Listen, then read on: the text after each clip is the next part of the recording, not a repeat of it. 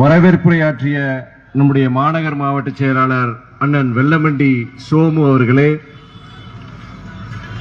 நம்முடைய இயக்கத்தின் துணை பொதுச் செயலாளர் தலைவர் வைகோவின் நம்பிக்கைக்குரிய தளபதி அண்ணன் ஆடுதுறை முருகன் அவர்களே, இயக்கத்தின் மூத்த நிர்வாகி நம்முடைய சட்டமன்ற உறுப்பினர் அண்ணன் ஐயா வழக்கறிஞர் சின்னப்பா அவர்களே, மாவட்ட செயலாளர்கள் அன்பு சகோதரர் செல்வராகவன், தமிழ் மாணிக்கம், அண்ணன் எஸ்.கே. கலியமூர்த்தி, சகோதரர் டிடிசி சேரன், சகோதரர் ஜெயசீலன், சகோதரர் சிவா ஆசி சிவா, அண்ணன் ராமநாதன், சகோதரர் தமிழ்ச்செல்வன், சகோதரர் ஸ்டாலின் மற்றும் மாநில மாணவர் அணி செயலாளர் அன்பு தம்பி பால சசிகுமார், மாநில விவசாய அணி செயலாளர் அன்பு சகோதரர் வாரணவாசி ராஜேந்திரன், அன்பு மாமா ரோவர் கே வரதராஜன், நன்றியுரையாற்றிய நம்முடைய பீமநகர் பகுதி செயலாளர் அன்பு சகோதரர் எஸ்.பி. செல்லதுரை, வட்டச் செயலாளர் சங்கர் மற்றும் மாநில மாவட்ட பகுதி ஒன்றிய நகர வட்டக்கழக நிர்வாகிகள் மற்றும் எளிய முறையில் பாமர மக்களுக்கும் கருத்துக்களை அந்த பரிமாற்றம் செய்த நம்முடைய மக்கள் கலை இலக்கிய கழக மாநில செயலாளர் அன்பு சகோதரர் பாடகர் கோவன் மற்றும் குழுவினர், தமிழுக்கும் தமிழ்நாட்டிற்கும் தமிழ்நாட்டின் வாழ்வாதாரங்களை காக்க கிட்டத்தட்ட 61 வருடங்கள் பொது வாழ்க்கையில் ஈடுபட்டுள்ள நம்முடைய இயக்கத்தந்தை தலைவர் வைகோ மக்கள் பிரச்சனைகளுக்காக, வாழ்வாதார பிரச்சனைகளுக்காக தன் வாழ்நாளில் கிட்டத்தட்ட 5.5 வருடங்கள் சிறை. இப்படிப்பட்ட ஒரு நல்ல மனிதர், ஒரு நல்ல தலைவர், உங்களுக்கு நாங்கள் வாழ்நாளெல்லாம் உறுதுணையாக இருப்போம், எங்களுக்கு பட்டம் வேண்டாம், பதவி வேண்டாம், அனைத்து தியாகங்களுக்கும் நாங்கள் சித்தமாக இருக்கின்றோம் என்ற உறுதிமொழியை எடுத்து கிட்டத்தட்ட 31 ஆண்டுகளாக இந்த இயக்கம் மறுமலர்ச்சி திராவிட முன்னேற்ற கழகத்தின் தூண்களாக விளங்கும் தலைவர் வைகோவின் வரிப்புலிகளான மறுமலர்ச்சி திராவிட முன்னேற்ற கழக தொண்டர்களே, உங்கள் அனைவருக்கும் என் இனிய மாலை வணக்கத்தினை தெரிவித்துக் கொள்கிறேன். உலகில் எந்த பகுதியிலும் திரிப்பு, அடக்குமுறை, ஒடுக்குமுறை எங்கே அது அமல்படுத்தப்பட்டதோ அங்கே எதிர்ப்பும் கிளர்ச்சியும் போராட்டமும் தொடங்கும் என்பது நிதர்சனம். அதே வழியில் நமது தமிழ்நாட்டில் தாய்மொழி தமிழை அழித்துவிட்டு ஆதிக்க மொழி ஹிந்தியை திணிக்க முயற்சித்த அத்தனை காலகட்டங்களிலும் நம்முடைய தமிழ் செல்வங்கள் தீக்குளித்து, நஞ்சுண்டு, மரணித்து, சிறைக்கு சென்று சித்திரவதைகளை அனுபவித்து பல பேர் மாண்டனர். அந்த தமிழ் மொழி, தாய்மொழிக்கு நிகரான அந்த தமிழ் மொழியை காக்க அந்த உயிர் தியாகங்களை, அந்த தியாகங்களை செய்த நம்முடைய மொழிபோர் தியாகிகளை நினைவு கூறும் வகையில் ஒவ்வொரு ஆண்டும் இதே நாள் ஜனவரி 25ஆம் நாள் மொழிபோர் தியாகிகளின் வீர வணக்க நாள் என அனுசரிக்கப்பட்டு அவர்களுக்கு நாம் வீர வணக்கம் செலுத்துகின்றோம். இந்தி எதிர்ப்பு அப்படின்னு நம்ம சொல்றோம். இந்தி எதிர்ப்பு கிடையாது, இந்தி ஆதிக்கத்தை தான் நாம் எதிர்க்கின்றோம். நல்லா புரிஞ்சுக்கோங்க. நம்ம சில சமயங்கள்ல நம்ம இந்தி எதிர்ப்புன்னு சொல்றோம். இந்தி எதிர்ப்பு கிடையாது. எந்த மொழியும் எதிர்த்தவங்க நம்மளுடைய திராவிட இயக்க தலைவர்கள் கிடையாது. இந்தி ஆதிக்கத்தை தான் எதிர்த்திருக்கிறோம் நம்ம. ஏன்னா இந்த ஒன்றிய அரசு, இப்போ இருக்கிற ஒன்றிய அரசு, இதுக்கு முன்னாடி இந்த ஒன்றிய அரசுகளும் அவங்க ஹிந்திய திணிக்க பார்த்தாங்க. ஹிந்தி கண்டிப்பா நீங்க படிச்சே ஆகணும். ஹிந்தி படிச்சாதான் உங்களுக்கு அரசு வேலை கிடைக்கும். ஹிந்தி பள்ளி கல்வித்துறையிலையும் ஹிந்தி கண்டிப்பா இருக்கணும் அப்படின்னு அவங்க கட்டாயப்படுத்துறதுனாலதான் இந்த போராட்டங்கள்ல தான். ஏன்னா ஏன் சொல்றேன்னா 1918ஆம் ஆண்டு, எப்போ 1918ஆம் ஆண்டு அப்பவே சென்னையில் இருக்கிற டி நகர்ல ஹிந்தி பிரச்சார சபையை யார் துவங்கினா? அண்ணல் மகாத்மா காந்தியடிகள் தொடங்கினாங்க.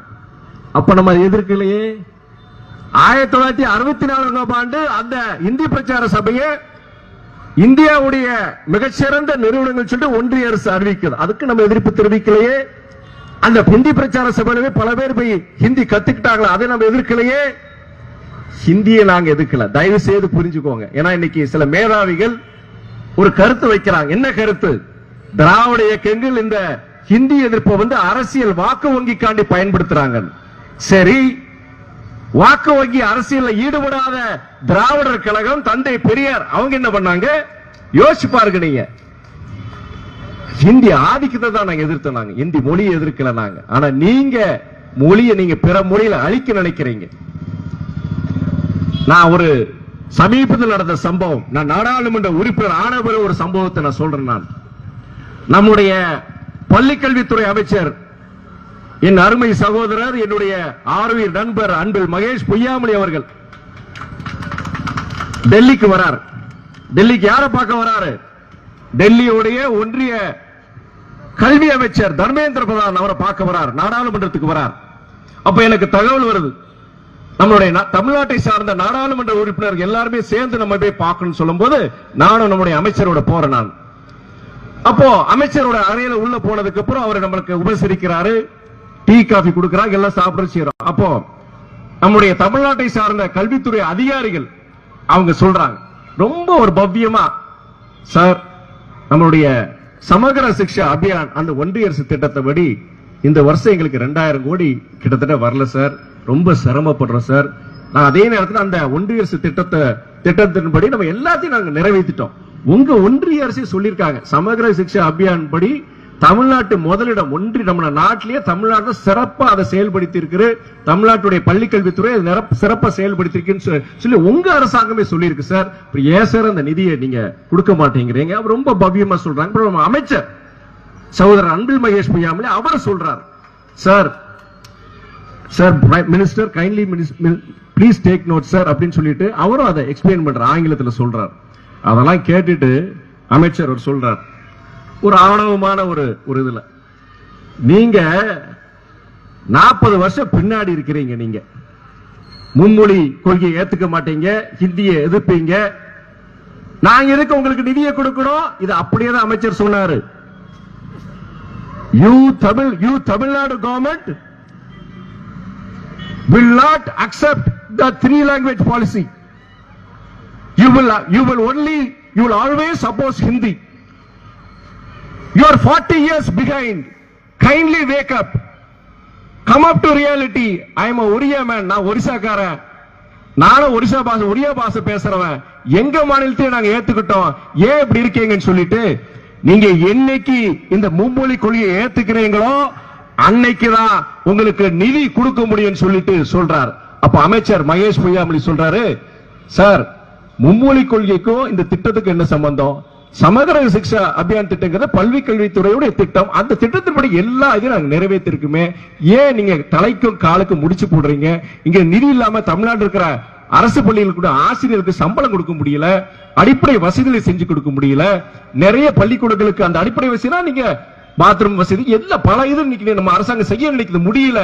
அதனால தயவு செய்து நீங்க இந்த இதை நீங்க பார்க்காதீங்க அப்படின்னு சொல்றார். அவர் ஒரே திட்டவட்டமா சொல்றார், நீங்க மும்மொழியை இதை ஏத்துக்கிட்டாதான் நாங்க நிதியை கொடுப்பேன்னு சொல்றோம். அப்ப நான் குறுக்கிட்டு சொல்றேன், ஏன்னா அமைச்சரை பேசுறாங்க, நம்ம ஊடுருவ கூடாது அப்படின்னு சொல்லிட்டு நான் சொல்றேன், Mr. Minister, we are from Tamil Nadu.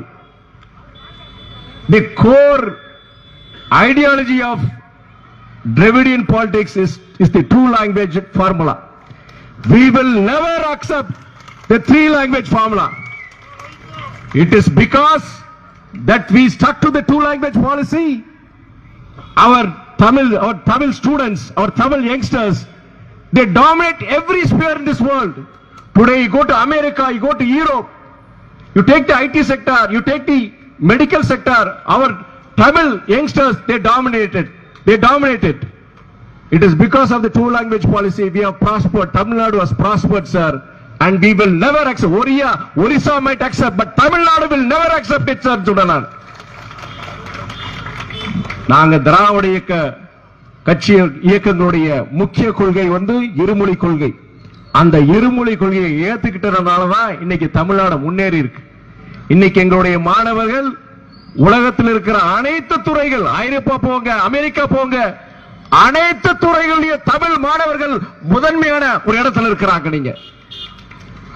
நீங்க நம்முடைய ISRO, Indian space research organisation, இந்திய விண்வெளி ஆராய்ச்சகம், அந்த விண்வெளி ஆராய்ச்சகத்துல இதுவரைக்கும் இருந்த தலைமை விஞ்ஞானிகள் 9 பேர் தமிழ்நாட்டை சார்ந்தவங்க. அந்த 9 பேர்ல 6 பேர் அரசு பள்ளியில படிச்சவங்க. அவங்க எல்லாம் ஹிந்தி படிச்சாங்களா? நான் கேட்கிறேன். நானு சுந்தர் பிச்சை ஹிந்தி படிச்சாரா? இல்ல நீங்க அமெரிக்காவில் இருக்கிற தலை சிறந்த மருத்துவர்கள், தமிழ்நாட்டை சார்ந்த மருத்துவர்கள், அவங்க ஹிந்தி படிச்சாங்களா?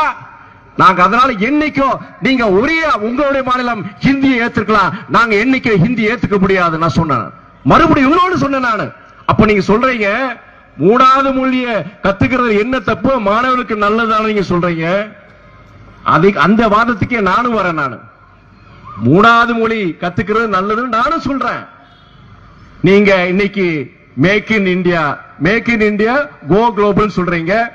இந்தியா இன்னைக்கு 5வது வல்லரசு நாடா இருக்கு, பொருளாதார வல்லரசு நாடா இருக்கு. நீங்க அந்த அடுத்த சில வருடங்கள்ல இந்தியாவை 3வது பொருளாதார வல்லரசா மாத்தணும்னு சொல்றீங்க.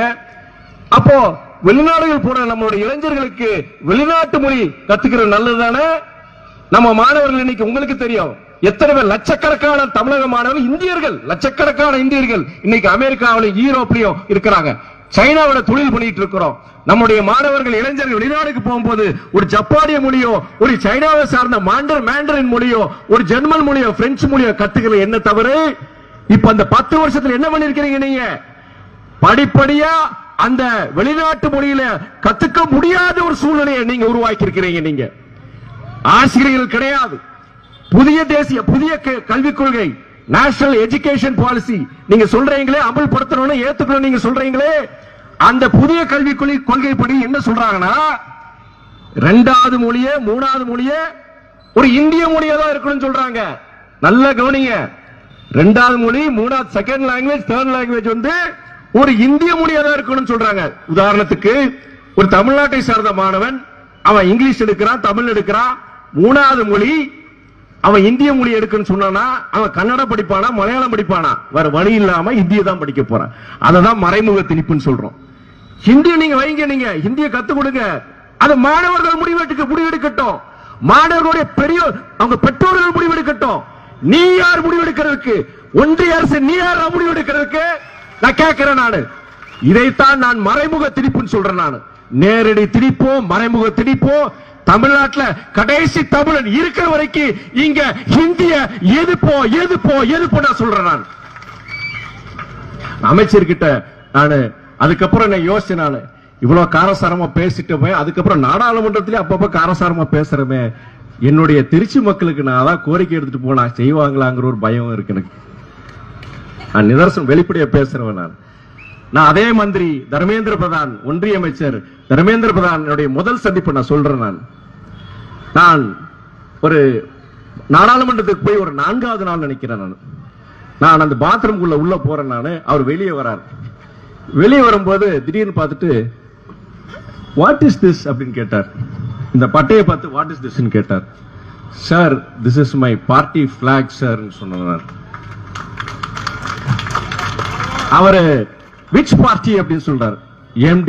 எம்டிஎம்கே விச் ஸ்டேட் அப்படி கேட்கிறார். Sir, Vaiko's party. So you are Vaiko's son. I heard that you have entered parliament.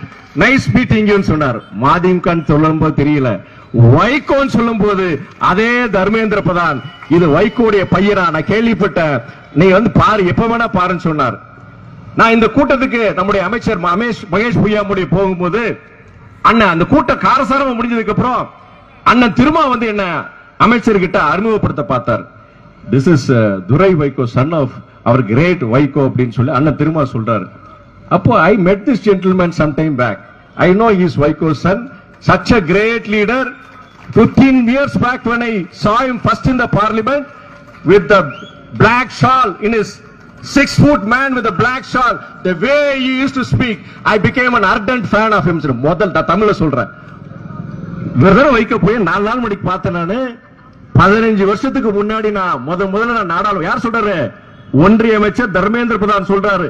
15 வருஷத்துக்கு முன்னாடி நான் நாடாளுமன்றத்தில் முதல்ல அடி எடுத்து வைக்கும் போது 6 அடி ஆஜானுபாக அந்த உருவம், அந்த வசீகரிக்கக்கூடிய அந்த தோற்றத்துல அந்த கருப்பு துண்டை வச்சுக்கிட்டு அவர் பேசுறத பார்த்து அன்னைக்கு நான் அவரை காதலிக்க ஆரம்பிச்சுன்னு சொல்லிட்டு யாரு, தர்மேந்திர பிரதான் அமைச்சர் சொல்றார்.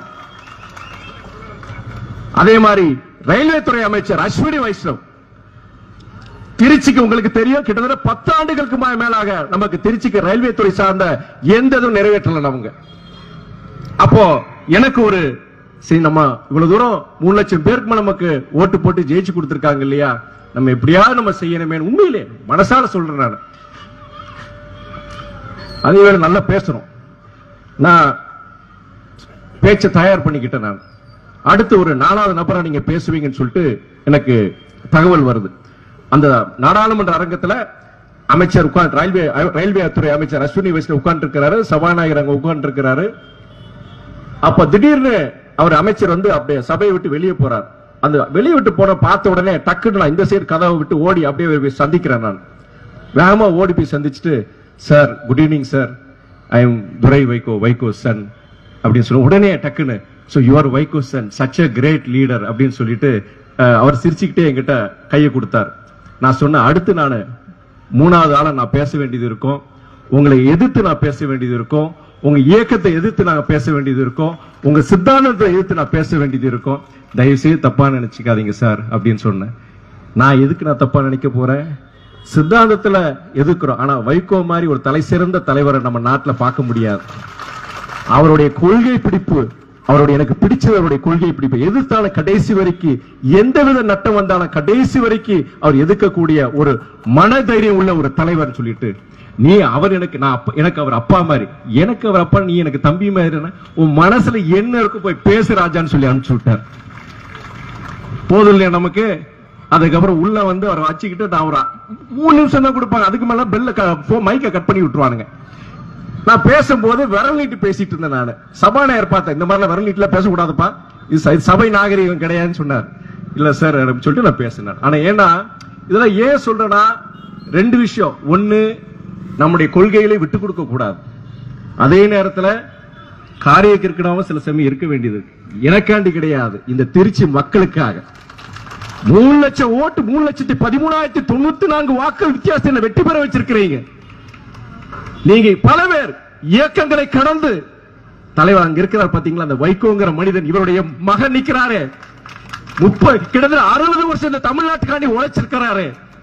தன் வாழ்க்கையில கிட்டத்தட்ட 5 வருடங்கள் ஊழலுக்காக இல்ல, உங்களுக்காக இந்த தமிழ்நாட்டுக்காண்டி உழைச்சிருக்கிற அந்த மகன், அவருடைய மகன் நிக்கிறீங்களே, உங்களுக்கு நாங்க ஓட்டு போடுறேன்னு சொல்லிட்டு வாக்களிச்சாங்க. உங்களுக்கு நான் நன்றி கடமைப்பட்டிருக்கேன். நான் மறக்க மாட்டேன். நான் வாழ்நாள் முழுவதும் நான் மறக்க மாட்டேன். நான் எனக்கு நீ 4.5 வருஷம் தான் இருக்கு. இந்த 4.5 வருஷத்துல என் சக்திக்கு மீறி இந்த தொகுதி மக்களுக்கு நான் கடமைப்பட்டிருக்கிறேன். நான் மனசுல இருந்து சொல்றேன். நான் அதே நேரத்தில் தமிழ்நாட்டுக்கு முழுவதும் நான் போக வேண்டியது இருக்கு. இயக்கத்துல வந்து தலைவருக்கு 81 வயது முதுமை, அதனால முடியல. அவர் நினைக்கிறார் பண்ணணும், செய்யணும், ஓடணும், எல்லா நிகழ்ச்சிக்கு போகணும், ஒவ்வொரு இயக்கத்தோடைய கல்யாணத்துக்கு போனோம். நம்ம காணி இத்தனை வருஷம் உழைச்சானே, அவன் இன்னைக்கு இறந்துட்டானே, அவன் கடைசி அவன் முகத்தை பார்க்கணும் ஆசைப்படுறார் தலைவர், முடியல. அந்த குறைய நிவர்த்தி பண்றதுக்கு நான் முடிஞ்ச வரைக்கும் முயற்சி பண்றேன். தமிழ்நாடு முழுவதும் போக வேண்டியது இருக்கு. சமீபத்தில் நேத்து நம்முடைய விருதுநகர் மாவட்டத்தில் சுகேந்திரன் சொல்ல அருமையான தோழர், கட்சி தோழர், இயக்க தோழர், அருமையான தோழர். அவருக்கு ஒரு பையன் ஒரு பொண்ணு. அவர் பொண்ணு சமீபத்தில் திருமணமாகி விவாகரத்து. அது ஒரு 2 வருஷம் தான். பையன் அழகான பையன், வயசு 25, இப்பதான் வெளிநாட்டுல வேலை பார்த்து அவருக்கு இருதய கோளாறுன்னு சொல்லிட்டு அவரை வந்து வேண்டாண்டா வெளிநாடு, எனக்கும் பிரச்சனைடா, மகளுக்கு இந்த மாதிரி ஆகி போச்சுடா, வாடா நீ நம்ம மெட்ராஸ்லயே இங்க வேலைக்கு பாருன்னு சொல்லிட்டு மெட்ராஸ்க்கு வேலைக்கு சேர்ந்தான். இப்போ ஒரு 10 நாளைக்கு முன்னாடி மெட்ராஸ் இருந்து அவன் அந்த தம்பி ஒரு 6 பைக்லயே ஊருக்கு போலான்னு சொல்லிட்டு பைக்ல வந்திருக்கிறான். நாங்க வர்ற வழியில அங்க உளுந்தூர்பேட்டை பக்கத்துல விபத்துல இறந்துட்டான் அந்த பையன். எனக்கு அன்னைக்கு திருச்சியில் இன்னைக்கு ஒரு அரசு நிகழ்ச்சி, நான் போயிருப்பேன், முடியல. நேத்து அந்த வீட்டுக்கு கோயில்பட்டியில அந்த வீட்டுக்கு போயிருந்தேன். நானு அப்படி நடந்த சம்பவத்தை அப்படியே சொல்றேன். நான் அந்த தோழர் தலைவர் பையன் வீட்டுக்கு வந்திருக்காருன்னு சந்தோஷம். ஆனா பெத்த மகன் இறந்துட்டான்.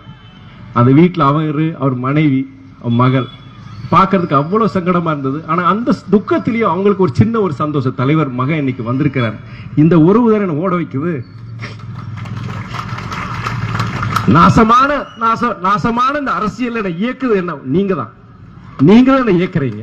தலைவரை இத்தனை வருஷம் இயக்குறது நீங்க தான். என்ன இயக்குறது, இயக்க போறது நீங்க தான். மறுமலர்ச்சி திராவிட முன்னேற்ற கழக தொண்டர் தான் நீங்க இயக்க போறீங்க. இந்த மொழிப்போர், இந்த நம்முடைய எந்த நோக்கத்துக்காண்டி இந்த நிகழ்ச்சியை நடத்தணும் நான் சொல்லி முடிச்சிடறேன். நான் இந்த வரலாறு நிறைய பேர் நம்ம எதுக்காண்டி மொழிக்காண்டி இறந்திருக்கிறாங்க. அந்த உண்மையான இது நிகழ்ச்சி எதுக்காண்டி இவங்க எல்லாம் இறந்தாங்க, எதுக்காண்டி இவங்க இவ்வளவு தியாகம் பண்ணாங்கன்னு இன்னைக்கு தலைமுறைக்கு தெரியணும். தெரியுமா? யாருக்கு தெரியாது. ஏதோ அரசியல் ரீதிக்காண்டி மேடை போட்டு பேசிட்டு இருக்காங்க நினைக்கிறாங்க. நீங்க முதல்ல மொழிப்போர் யாரு? தந்தை பெரியார் போன்றவங்க தான் 1920 ஆரம்பிச்சிட்டாங்க. 1920 ஆரம்பிச்சிட்டாங்க. 1938 அன்னைக்கு சென்னை மாகாணத்துடைய முதலமைச்சர் ராஜகோபாலாச்சாரி, காங்கிரஸ் இயக்கத்தை சார்ந்த ராஜகோபாலாச்சாரி, அவரு தமிழ்நாடு கிடையாது, அன்னைக்கு சென்னை மாகாணம் எல்லா தொடக்க பள்ளிகளிலும் ஹிந்தி கட்டாயமா இருக்கணும், கட்டாய பாடம் சொல்லி அறிவிக்கிறார். அப்பதான் பிரச்சனை வருது, போராட்டம் வெடிக்குது. அன்னைக்கு பெரியார் அன்னைக்கு போராட்டம் பண்றாரு. பெரியாரு திராவிடர்கள் பல தமிழ் அமைப்புகள் அன்னைக்கு போராட்டம் பண்றாங்க. பல பேர் சிறைக்கு போறாங்க. அப்ப நம்ம துணை பொதுச்செயலாளர் டாக்டர் ஒய்யா சொன்ன மாதிரி 2 பேர், நடராஜனும் தாளமுத்தும், சிறையிலேயே சித்திரவதைப்பட்டு வெளியே வந்திருக்கலாம். மன்னிப்பு கடிதம் கொடுத்த வெளியே வந்திருக்கலாம். நாங்களுடைய தாய்மொழி தமிழுக்காண்டி நாங்க வந்திருக்கோம், நீங்க செத்தாலும் இந்த சிறையில தான் நாங்க சாவன்னு சொல்லிட்டு அப்படியே சிறையில் இறந்தவங்க தான் முதல் மொழிப்போர் தியாகிகள். பாத்தீங்கன்னா நடராஜனும் தாளமுத்துவும் தான். அதுக்கப்புறம் 1948 மறுபடியும் அவங்க அறிவிக்கிறாங்க ஹிந்தி கட்டாய மொழின்னு சொல்லிட்டு. மறுபடியும் போராட்டம் வெடிக்குது. 2 வருஷம் கழிச்சு 1950 அது வாபஸ் வாங்குறாங்க. அதுக்கப்புறம் 1955 கர்ங்கிற ஒரு அதிகாரியுடைய தலைமையில ஒரு குழு அமைக்கிறாங்க. அந்த குழு அமைச்சு அவங்க என்ன சொல்றாங்கன்னா, ஆட்சி மொழி எந்த மொழியா இருக்கணும்னு சொல்லிட்டு ஒரு பரிசீலனை பண்ணி சொல்றாங்க. அந்த குழு என்ன சொல்லுதுன்னா, நாட்டின் எதிர்காலத்துக்காகவும் நம்முடைய நாட்டின் ஒருமைப்பாட்டிற்காகவும் ஹிந்தி தான் ஆட்சி மொழியா இருக்கணும், ஒரே மொழி ஹிந்தி மொழி தான் ஆட்சி மொழியா இருக்கணும், கட்டாய மொழியா இருக்கணும் சொல்லிட்டு ஒரு அறிக்கை விடுறாங்க. அப்போ தமிழ்நாடு முழுவதும் போராட்டம். இங்கே திருச்சியில தான் அப்போ 1956 என்னன்னா, இதே திருச்சியில, இதே நம்ம திருச்சி ரயில் நிலையத்தில் நம்முடைய டாக்டர் கலைஞருடைய தலைமையில திமுக போராட்டம் நடத்துற. ஒரு பக்கம் திராவிடர் கழக தலைவர் நம்முடைய தந்தை பெரியார் போராட்டம் நடத்துறார். அப்ப அந்த பிரச்சனை அப்படியே தொடர்ந்துட்டு வருது. போராட்டம் நடந்துட்டே தான் இருக்கு. அவங்க ஒன்றிய அரசு, அவங்க மசியல், அவங்க இந்தி தான் இருக்கணும்னு சொல்றாங்க. அதுக்கப்புறம் என்ன பண்றாங்கன்னா, 1963 நாடாளுமன்றத்தில் அன்றைய உள்துறை அமைச்சர் லால் பகதூர் சாஸ்திரி என்ன சொல்றாருன்னா, இந்த ஆட்சி மொழி இந்தி மொழிதான் சொல்லிட்டு ஒரு சட்டத்தை கொண்டு வரார். அப்பதான் அந்த பில்லை இன்ட்ரோடியூஸ் பண்றாங்க. அப்ப கேட்ட உடனே தமிழ்நாடு முழுவதும் கொந்தளிப்பு, போராட்டம், பிரச்சனை ரொம்ப வீரியமா போராட்டம். அப்ப அந்த ஆட்சி மொழி சட்டப்பிரிவு 17 ஹிந்தி மொழி தான் ஆட்சி மொழி சொல்றாங்க இல்லையா, அந்த சட்டப்பிரிவை எரிக்கணும் சொல்லிட்டு பேரறிஞர் அண்ணா அதை சொல்ல தமிழ்நாடு முழுவதும் மாணவர்கள், இளைஞர்கள் அந்த சட்டத்தை எரிச்சாங்க. எரிச்சதுக்கு அப்புறம் அப்பா அது ஒரு சம்பவம். இன்னொரு தியாகியுடைய ஒரு இதை நான் சொல்லி ஆகும். அப்போ கீழப்பளவு சின்னசாமிங்கிறது, கீழப்பளவு உங்களுக்கே தெரியும், இன்னைக்கு அரியலூர் மாவட்டம், அன்னைக்கு திருச்சி மாவட்டத்தோட சேர்ந்தது. அவரு என்ன பண்றாருன்னா, மெட்ராஸுக்கு போறார். அன்றைய முதலமைச்சர் பக்தவச்சலத்தை சந்திக்கிறதுக்காண்டி அங்க போறார். போயிட்டு அவர் சாதாரண ஒரு விவசாயி, ஏழை, எப்படியோ போய் அன்னைக்கு முதலமைச்சரை பார்த்து பக்தவச்சலத்தை ஐயாவை பார்த்து காலில் கெஞ்சிறாரு. ஐயா, இந்திய வந்துருச்சு, கட்டாய மொழியாக்கிட்ட தமிழ் செத்து போறியா, தமிழை காப்பாத்தீங்கன்னு சொல்லிட்டு அவர் காலில் கெஞ்சிறாரு. அப்போ பக்தவச்சலம் என்ன கோட்டிக்கார பையன் சொல்லிட்டு காலை விட்டு உதறிட்டு அப்படின்னு சொல்லிட்டு அவனை என்ன பண்றாங்கன்னா அவரை கைது பண்றாங்க, சென்னை சிறையில் அடைக்கிறாங்க கீழப்புலூர் சின்னசாமியை.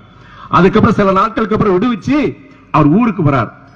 தமிழ்நாடு முழுவதும் போராட்டம் நடந்துட்டு இருக்கு. அவர் என்ன நினைக்கிறாரு, சின்னசாமி நம்மளால என்ன செய்ய முடியும், நம்ம ஒத்தால் ஒரு ஏழை என்ன செய்ய முடியும், விழிப்புணர்ச்சி வரணும், தங்க மக்களுக்கு விழிப்புணர்ச்சி வரணும், கிராமங்கள் தோறும் இதை எதிர்க்கணும், இந்த உணர்வு வருமே சொல்லிட்டு அவர் ஒரு நாள் இரவு, அவருக்கு வயசு கம்மி தான், 23, 24 வயசு கூட இருந்திருக்கும். அவருடைய ஒரே மகள் திராவிட செல்வி 5 வயசு பிள்ளை, அது இளம் மனைவி. நைட்ல ஒரு 12 மணி, இரவு 12, 1 மணி இருக்கும். அவங்க கடைசி அவங்கள பார்த்துட்டு அந்த வீட்டை விட்டு வெளியே வந்து இங்க திருச்சி ரயில் நிலையத்துக்கு வரார். திருச்சிக்கு ரயில் நிலையத்துக்கு வந்து என்ன பண்றாரு, பெட்ரோலை வாங்குறாரு. பெட்ரோலை வாங்கி 3 வேஷ்டியில பெட்ரோல நினைச்சு கட்டிக்கிறாரு. அதுக்கப்புறம் தான் பெட்ரோல் ஊத்துறாரு. ஏன்னா பெட்ரோல் மாத்திரம் ஊத்துறா நம்ம காப்பாத்திடுவாங்க, சாகணும், நம்மளுடைய மரணம் பொறுத்த வரைக்கும் இந்த ஹிந்தி எதிர்ப்புக்கு ஒரு உத்வேகத்தை கொடுக்கணும்னு சொல்லிட்டு அதெல்லாம் அந்த வேஷ்டியை கட்டிட்டு நெருப்பேத்துறாரு. காப்பாத்த பாக்குறாங்க. தமிழ் வாழ்க, தமிழ் வாழ்க, தமிழ் வாழ்கன்னு சொல்லிட்டு அப்படியே அவரு எரிஞ்சு சாம்பல் ஆயிடுறார். அந்த இடத்துல இறந்துடுறார். மொழிக்காக தீக்குளித்த, உலகத்திலே தீக்குளித்த முதல் நபர் நம்முடைய கீழப்புலூர் சின்னசாமி. நம்முடைய இங்க பக்கத்துல அரியலூர் மாவட்டத்தை சார்ந்தவர் தான் அவர். அதுக்கப்புறம் அந்த கீழப்புலூர் சின்னசாமியுடைய இந்த மரணம், தீக்குளிப்பு தமிழ்நாடு முழுவதும் அதிர்வலை. இந்த மாதிரி ஒருத்தர் தீக்குளிச்சுட்டாரமேன்னு சொல்லிட்டு ஒரு பெரிய ஒரு அதிர்வலை உருவாக்குது.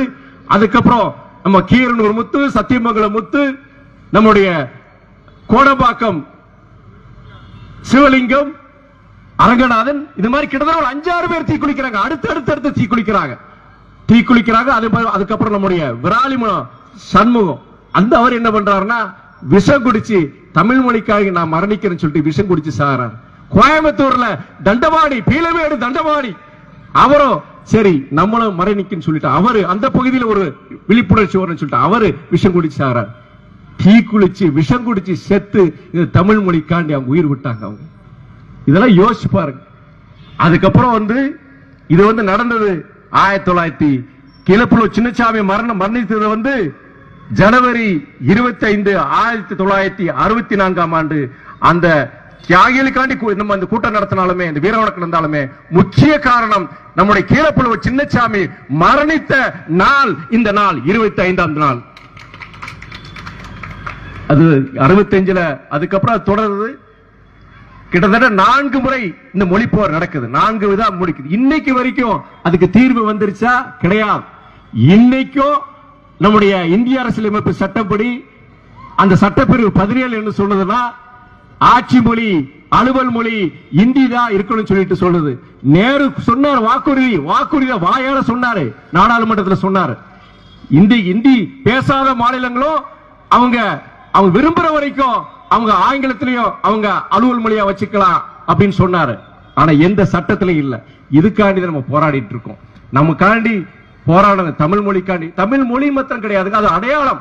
நீங்க யோசிச்சு பாருங்க. இன்னைக்கு அவங்க நினைச்சபடி நீங்க பீகார்லயோ யூபிலயோ நீங்க வட இந்தியால மாதிரி அந்த சட்டங்கள் கொண்டு வந்து மும்மொழி சட்டத்தை கொண்டு வந்திருந்தானா நம்ம மாணவர்களுக்கு இவ்வளவு ஆங்கில புலமை கிடைச்சிருக்குமா? இந்த இங்கிலீஷ் ஃப்ளூயன்சி சொல்றமே நம்ம பிள்ளைகள், நம்ம ஆட்டோக்கார ஏர்போர்ட்டுக்கு போய் ஒரு வெளிநாட்டுக்கார வந்தாலுமே அவன் ஆங்கிலத்தில் பேசும்போது yes sir we can do it சொல்ற ஆங்கிலத்தில் சொல்றான் நம்முடைய ஆட்டோக்கார. ஆனா நீங்க அங்கிருந்து பஞ்சம் படைக்கிறதுக்காண்டி நீங்க யூபியில இருந்து பிஆர்காண்டி தமிழ்நாட்டுக்கு வந்துட்டு இருக்கிறாங்க. இந்த சமுதாய முன்னேற்றம், சமூக நீதி மாத்திரம் கிடையாது, இந்த இருமொழி கொள்கை இருக்க போய்தான் இன்னைக்கு தமிழ்நாடு உயர்ந்திருக்கு. அதுக்கு முக்கிய காரணம் திராவிட இயக்கங்கள் தான். திராவிட இயக்கங்கள் எல்லாமே திமுக, அதிமுக, மதிமுக எல்லாம் தான் நமக்குள்ள சண்டை போட்டுக்கிறோம். ஆனா நீங்க யோசிச்சு பார்க்கணும். இன்னைக்கு காலையில தமிழ்நாடு முழுவதும் திமுக, அதிமுக, மதிமுக, திக அத்தனை திராவிட இயக்கங்களும் இன்னைக்கு இந்த வீரவட கனால் காண்டி அத்தனை பேர் பல்லாயிரக்கணக்கில் இன்னைக்கு போய் அஞ்சலி செலுத்தியிருக்காங்க. பாஜக ஒன்றிய அமைச்சர்களே, தலைவர்களே, இன்னொன்னு மாத்திரம் சொல்றேன், ஆரம்பத்திலே சொன்ன கருத்து, எங்களுக்குள்ள பங்காளி சண்டை வரும். ஆனா மொழி சம்பந்தமா சரி, எங்களை உரிமைகளை நீங்க இது பண்ணீங்களா, நாங்க அண்ணன் தம்பிங்களா, நாங்க ஒன்று சேருவோம். இன்னைக்கு சொல்றேன் நான். இந்த நீங்க மக்கள் கிட்ட என்ன ஒரு தவறான ஒரு இது இருக்குன்னா, மறுபடியும் அந்த இது சொல்றேன் நான். ஹிந்தியை ஏன் எதிர்க்கிறாங்க? ஹிந்தியை நாங்க எதிர்க்க, ஹிந்தி திணிப்பு எதிர்க்கிறோம். எல்லாம் மும்மொழியா, மூணாவது மொழி எந்த மொழியா கத்துக்கலாம் அப்படிங்கிற மாதிரி ஒரு சட்டத்தை கொண்டு வா, அப்படிங்கிற மாதிரி கொண்டு வா. நீ அப்படி கொண்டு வரலையே, நீ மறைமுகமா இந்திய திணிக்கிற, சமஸ்கிருதத்தை திணிக்கிற நீ. அதுக்கு அதை தான் நாங்க எதிர்க்கிறோம். இன்னைக்கு எனக்கு ஒரு மன நிறைவான ஒரு நாள். இன்னைக்கு நான் நாடாளுமன்ற உறுப்பினர் தேர்ந்தெடுக்கப்பட்ட பிறகு என்னுடைய முதல் நிகழ்வு தாய்மொழி தமிழை ஒரு காக்கும் ஒரு நிகழ்வாக இன்னைக்கு அமைந்திருக்கு. என்னோட திருச்சி தொகுதியில நம்முடைய பொருளாளர் செந்திலதிபன் அவர்கள் என்ன சொன்னாங்கன்னா, நீங்க கொங்கு மண்டலத்துக்குள்ள போகல, நீங்க தயவு செய்து நீங்க அங்க போங்களேன்னு சொல்லும்போது, அடிக்கடி நீங்க திருச்சியே சுத்திட்டு இருக்கீங்க சொல்லும்போது, ஆமா அப்படிதான் அடிக்கடி திருச்சியிலே சுத்திட்டு இருப்பேன். ஏன்னா திருச்சியோட நாடாளுமன்ற உறுப்பினர் அது அப்படிதான் இருப்பேன். அப்பப்ப நான் மற்ற மாவட்டங்களுக்கு நான் போவேன்னு சொன்னேன். நான் தமிழ்நாடு முழுவதும் போறேன். ஆனா நான் நிறைய இருக்க வேண்டியது இங்க தான். மக்கள் நம்பி இது பண்ணிருக்காங்கன்னு சொன்னேன்.